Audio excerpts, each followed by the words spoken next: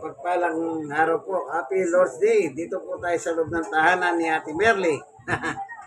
Ito po, para makita niyo po siya. Oh. Postura.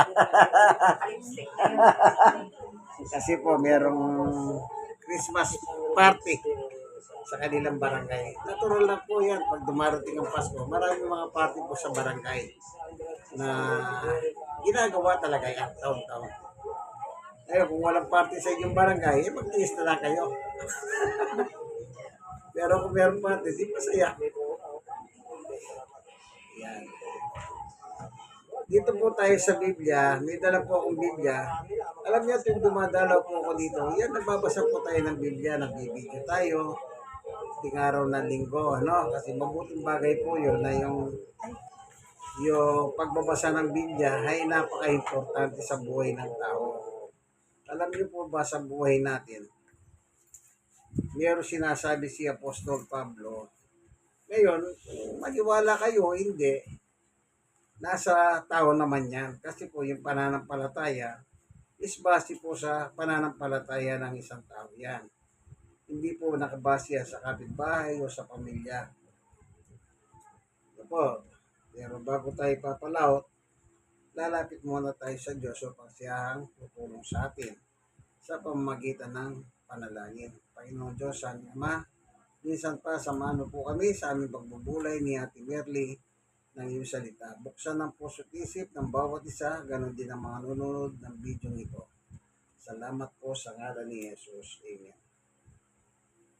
Ito po ang sabi ni San Pablo na apostol sa panahon niya dito sa unang Korinto 9:23. Ginagawa kong lahat ng ito alang-alang sa mabuting balita. Wala po siyang trabaho. Ang trabaho ni Pablo, nang siya po ay inappoint ng ating Panginoong Yesus na bilang apostol nung naglalakbay siya sa lugar ng Damasco. Yung Damasco po, yung sa Middle East po yun, ano? Kaya si Pablo po ang nakapangaral sa Saudi Arabia sa panahon niya.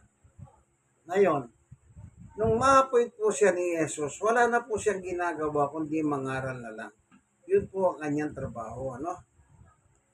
Ginagawa ko ang lahat. Kita nyo ang lahat. Nagsisikap talaga siya. Alang-alang sa mabuting balita o salita ng Diyos. Kumbaga, yung buhay niya, nakasandig na po sa Diyos. Ano? Yun ang kanyang buhay araw-araw. Magbuhat nung italaga siya ng Panginoong Yesus doon sa pagiging apostol niya. Yung journey to Damascus. Ginagawa ko ang lahat ng ito alang-alang sa mabuting balita o salita ng Diyos upang makabahagi ako sa mga pagpapala nito. Yan palang pangangaral, paraan po pala ng pagpapala ng Diyos. Siyempre, hindi naman niya sinabi na ano ang klaseng pagpapala, hindi nakalagay yun. Pero halimbawa, nagba-Bible study, nakikinig ka, doon kumikilos ang Diyos sa buhay mo. Sino bang taong hindi nangangailangan? Sino bang taong walang problema? Di po ba? Kaya kung minsan magtataka ka, bakit yung mga problema mo nalulutas nang hindi ka nahihirapan? Yun ang ibig ko sabihin. Ang blessing ng Diyos, unlimited yan. Hindi lang natin alam kung paano niya ginagawa yan. Pero ang katotohanan, ang sabi ni Pablo, yung pangangaral niya na dinadala sa tao, anong sabi niya? Upang makabahagi ako. Pati siya nababahagi na doon sa pagpapala na yun. Kaya, yung nagtuturo, si Pablo nagtuturo, at yung tinuturuan, pareho po silang pagpapalain ng Diyos. Kagaya ng isang sa talata na sa Biblia rin. Sige, hanapin po natin, no? Patungkol naman ito sa kaligtasan. Tignan natin, ano? Meron siyang binanggit dito. Ang sabi niya ay ganito. Titignan lang natin, ano? Para mabasa po natin. Ito, sabi niya dito sa unang Timoteo 4:6. Sabi niya kay Timoteo, ikaw ay magiging mabuting lingkod ni Kristo. Ang kausap niya si Timoteo. Ikaw ay magiging mabuting lingkod ni Kristo kung ituturo mo sa mga kapatid ang mga tagubiling ito. At habang itinuturo mo ito, dinudulutan mo rin ang iyong sarili ng pagkain espiritual at ng tunay na aral na sinusunod.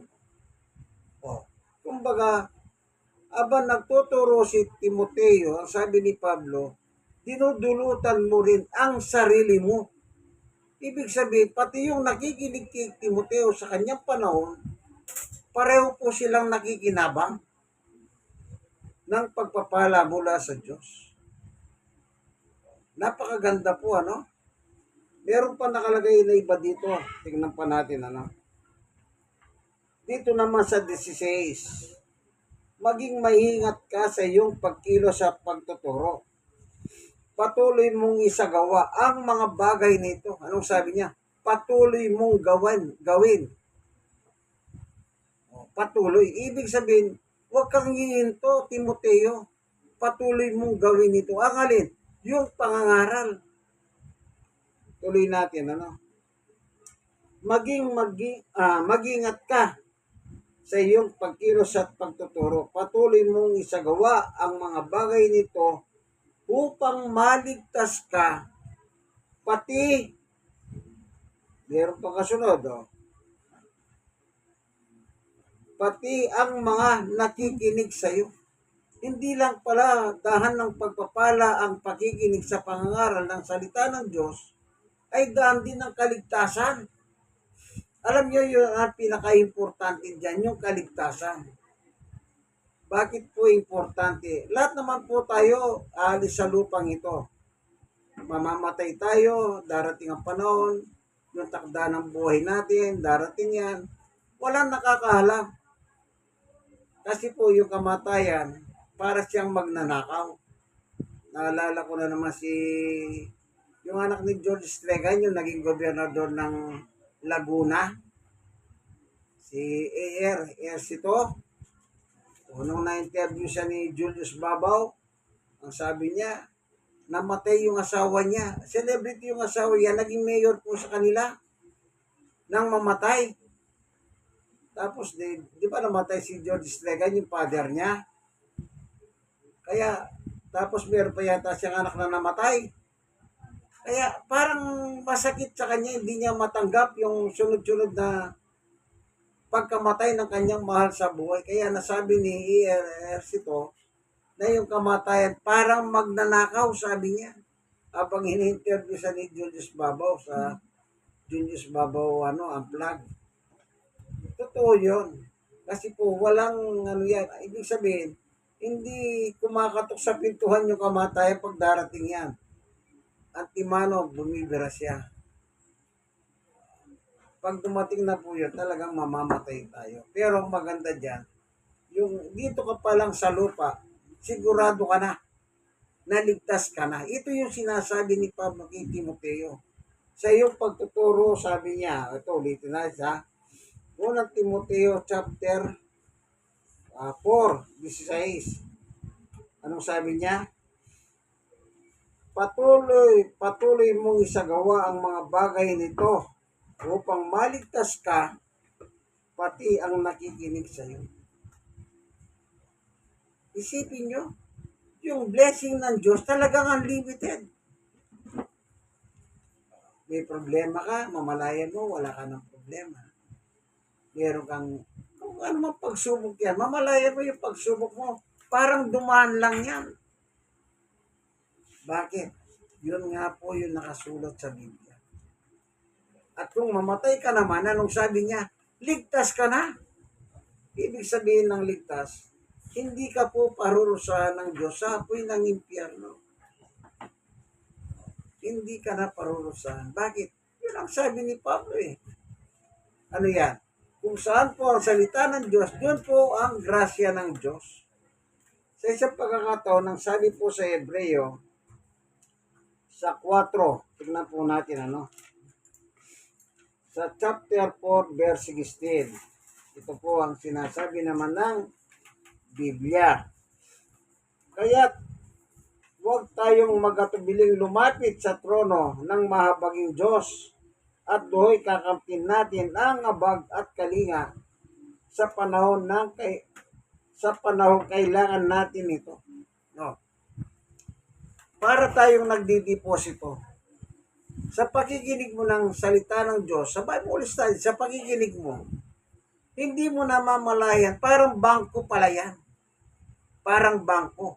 Nag-iipon ka lamang.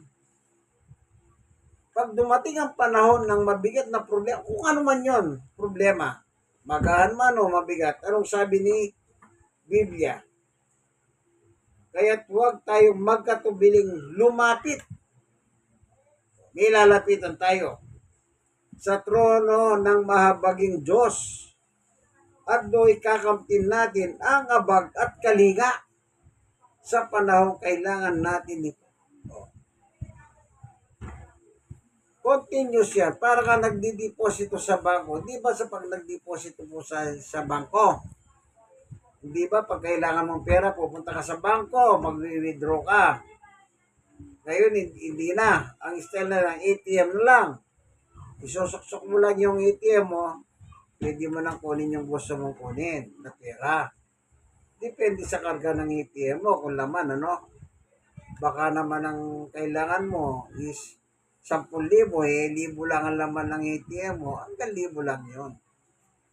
Hindi mo marireach yung 10,000 na kailangan mo. Yan ang grasya ng Diyos. Kaya hindi po natin dapat pagkatamaran. Ano pa? Sabi ni Pablo sa unang Korinto, chapter 15, ganito naman ang nakasulat. Unang Korinto, sabi ni Apostol Pablo, sa chapter 15, ganito po ang mababasa. Verse, ito, sa unang Korinto, chapter 15, verse 57, magpasalamat tayo sa Diyos na nagbibigay sa atin ng tagumpay sa pamamagitan ng ating Panginoong Yesukristo.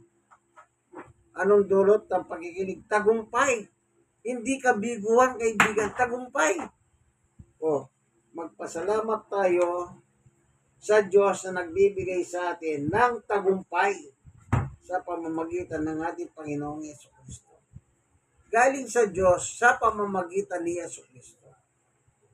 8. Kaya nga, mga kapatid, magpakatatag kayo at huwag matinag. Magpakasipag kayo sa gawain para sa Panginoon. Yamang alam ninyong di nasasayang ang inyong pagpapagal para sa Kanya. Hindi nasasayang. Yang malaking bagay po yan. Yung pakikinig ng salita ng Diyos. Para tayong naglilingkod po sa Diyos dyan. Yan ay hindi nasasayang. Alam niyo, meron pa akong mga ibang bahay na pinupuntahan. Kapag nagba-Bible study ako, kung nagluluto siya, papatay niya muna yung kalan. Meron ganyan na napupuntahan kong bahay. Sabi ko, ba't pinatay mo? Ayan mo muna yan. May mga tao ko napupuntahan ganyan ang ugali nila. Na gusto nila makapakinig muna tsaka na yung pagluluto. Meron namang iba, tuloy lang ang luto. Sabi sa akin, sige pastor, tuloy ka lang dyan. Basta ko tuloy din ako rito. Habang nagluluto siya, nagbabasa ako ng Biblia. Pero sinasabi niya naman, nakikinig naman ako eh. Nakikinig naman ako. Ayan. Siyempre, hindi naman natin pwedeng yan kasi bahay nila yon at nire-respeto natin. Ang mahalaga, yung presensya nila. Ano po? Tatandaan nyo po yan. Yang makapakinig ka, ito sabi niya, hindi masasayang. Kung dito po sa lupa, yung mga pagkain natin, yung leftover kung tawagin, napapanis. Kaya nga sabi ko minsan, pwede ba magluto ka konti lang? Pag nagluto ka marami, wala na, mapapanis yan. Lalo na yung mga pagkain na panisin po, yung may kamatis, ganyan. Di po ba yung spaghetti? Pag hindi naubos yan, sigurado, mamumuro yan. Mamaya lang panis na yan. Kasi nga, merong sauce, yung kamatis ko. Yan. Pero ang pagkikinig ng salita ng Diyos, ang sabi ni Pablo, hindi nasasayang yan. Kaya nga po, para lang tayo nag-iimbak ng ating deposito sa langit. Yan ang sinasabi ni Jesus nung araw na nangangaral siya. Huwag kayong mag-imbak ng kayamanan dito sa lupa. Na dito, yung kayamanan na yan, may maninira dyan. Kundi mag-ipon kayo doon sa langit, sabi niya. Anong ibig sabihin niya? Yung gaway pang langit. Sabi ni Apostol Pablo sa Colosas, tignan po natin ano. Dito sa chapter 3, ang sabi ni Apostol na si Pablo, binuhay kayong muli kasama ni Kristo, kaya pag sumakita ninyo ay ang mga bagay nasa langit, na kinaroroohan ni Kristo na nakaupo sa kanan ng Diyos. Oh. Kung meron tayong kaisipan, saan natin isisentro ang isip natin? Yung mga bagay na panlangit. Yung pang-material na bagay, lumilipas po yan. Hindi nagtatagal yan, kaibigan. Lumilipas yan yung mga bagay na panlupa. Yan ang tinatawag nila faded glory. Nawawalan ng gloria. O hindi ba yung mga damit, ang ganda-ganda, nung nalaban, kinupas. O, nawala yung ganda ng damit dahil kinupas nga po. Nawala yung gloria ng damit. Yan, kailangan po pala, habang nabubuhay tayo dito sa ibabaw ng lupa, iset natin ang kaisipan natin yung mga bagay na panlangit. Anong ibig sabihin? Unahin po natin yung mga bagay na panlangit. Yan ang sabi ng Panginoong Yesus doon sa Mateo chapter 6. O tingnan natin, babasahin natin yung kanyang sinabi nung siya po'y nangangaral dito. Chapter 6 ng Mateo. Ito, tuloy-tuloy lang, may silang ito. Sa 31 natin simulan. Kaya't huwag kayong mabalisa tungkol sa inyong kakanin, iinumin o daramtin. Ito po yung mga pangangailangan ng tao. Subugin mong huwag kumain. Hindi ka na makausap ng matino. Di po po kanya nang nangyay yung tawag doon, Merly, yung mga hindi nakakakain, parang gala-gala sa kalsada, ano tawag pa ron? Mga nasisiraan lang. Oo, yung mga ganun ba, no? O, pag hindi ka nakakain, mahirap na.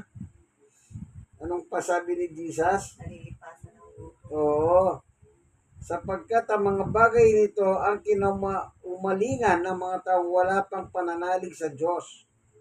Alam ng inyong Ama na sa langit na kailangan ninyo ang lahat ng ito.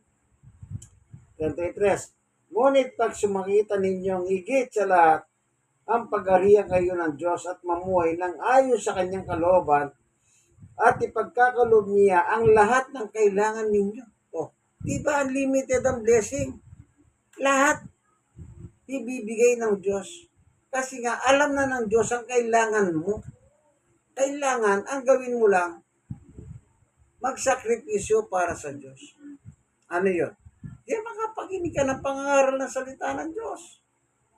O, kung minsan nga, bakit sa mga, hindi naman natin inano, yung mga marites, kahit isang araw nga nagtatagal pero wala naman silang natututunan doon. Kung minsan, ang nagiging antungan, away. Pagdating sa salita ng Diyos, kahit sandaling oras lang, sabihin na natin 30 minutes o 1 hour. Kung minsan, nagre-reklamo pa yung tao. Tagal naman. Di ba parang napapaso sila? Pero totoo, yun ang parahan ng Diyos. Unahin mo, sabi niya. At ang lahat ng iyong kailangan, ang sabi niya, ibibigay lahat yan. Opo. Ganun magbigay ang Diyos. Hindi po siya patingi-tingi. Kung magbigay ang Diyos, yun talagang masisiyahan ka talaga. lahat ang sabi po ng Panginoong Yesus, ibibigay ng Diyos. Maging si Pablo man sabi ni Pablo, lahat ng kailangan mo, ibibigay ng Diyos yan. O, di, tignan natin yung sulat ni Apostol Pablo. O, ano ba nakalagay? Dito nakalagay. Sabi niya ay, hanapin lang natin, ano?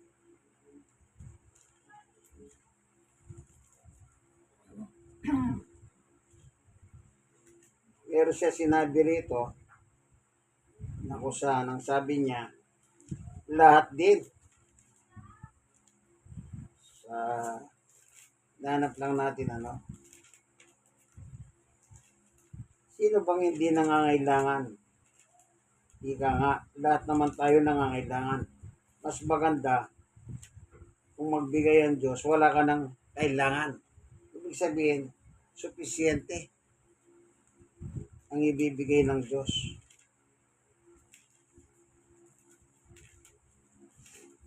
Nakasulat po sa Biblia yun. Inanap ko lang, ano? O baka dito banda.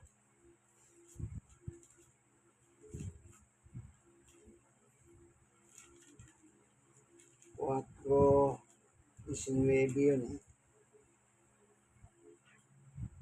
Naalala ko, nagba-Bible study ako kapon.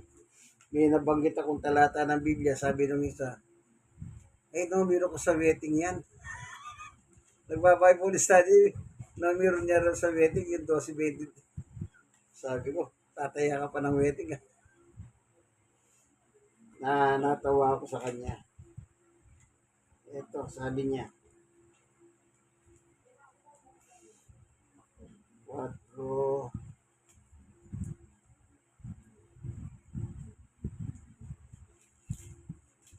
ang nakalagay po doon, lahat ng bagay ibibigay sa iyo ng Diyos, sabi niya. Ano? Yun ang sinabi ni Pablo. Ito, Filipos 4:19.